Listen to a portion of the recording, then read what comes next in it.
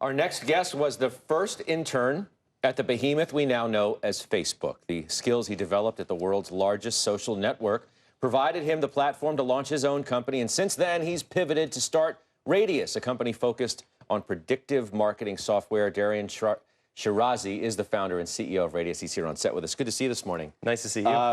I mean, piques your interest right away. First intern at Facebook. What were you doing? Back then? It was a lot of what needed to get done, but the nice thing about it was that it was a good conversation with a lot of people about how to build a network to start my own company eventually. So you were an intern for 2 years? Yeah, I was. Sounds like you were just a really cheap employee. Did they give you any stock? Yeah, fortunately I was in that position, yeah. But it also, what it was really nice is it allowed me to work on a lot of different projects and see how big the company was thinking, because most startups don't think big enough, and that was one of the things that Facebook did really, really well. Was, Mark had this vision to build something really big, which is something I've always wanted to do with Radius, is how do we build something to be huge, not something that's just a quick flip or a quick sale to Yahoo, Google, et cetera. Radius was Fwix?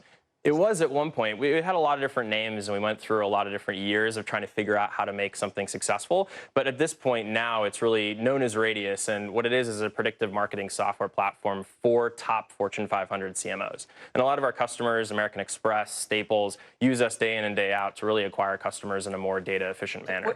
To do what? It says you help them find new markets. What does that mean? You come to me, I'm American Express, and you're going to do what for me? I'm going to analyze your existing customer base. And then what we do is we look at new market segments that you could go after based on your past success. So which customers should be certain customers of different products and why they should buy those products, and analyzing it all using a product, such that instead of sitting around a table with your team and saying, hey, we should figure out which customers to go after, you're actually looking at what your market segment is and what your best performing market segment is, and a computer is telling you which segment to go after as a marketer. Peter Thiel's a backer? Yeah, he is. Is that a Facebook connection? It is. I mean, I got to know him years ago, and he's been a big proponent of the company. We just raised $50 million from him and Salesforce, which was great. And the whole network is really intertwined. It helps us better understand, who we can go after and who we can look at in terms of which different people can help us. I mean, John Mack is an investor as well, who's a really big proponent of the company. So is Jerry Yang, one of the founders of Yahoo and on the board of Alibaba. So you're seeing a lot of big names jump into this space because it is a multi-billion-dollar market.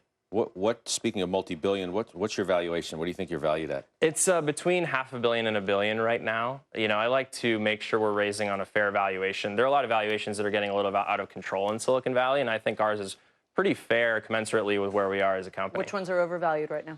I think that there's a good number of them. I would say that most of those are in the collaborative consumption space or in the ride-sharing space are a little bit overvalued. I'm an investor in Lyft, which I thought was a fair valuation. So you're saying Uber? This is Macbeth. You can't say it out loud. What? Uber's valued now, what, 51 billion? Yeah. I mean, I think that what you'll see is on a basis of comparing it to the current revenues, it is a little bit high. But if you look at it from a private equity investor or venture capital perspective, it isn't high because you're going to get your return. And BlackRock or a Fidelity, they're looking at getting 1.5x, 2x on their money, whereas a VC is looking to get 10x. So VCs want to pay lower valuations. Whereas if you're paying ahead of where the market is right now, Uber is going to be worth $100 billion, and if you get in at 50 and you're Fidelity, you don't care. You want that. That's a good return for you for your mutual fund. But you said you're an investor in Lyft? I am, yes. Before Carl Icahn came in, which I like to pride myself on. So getting in before him's pretty good.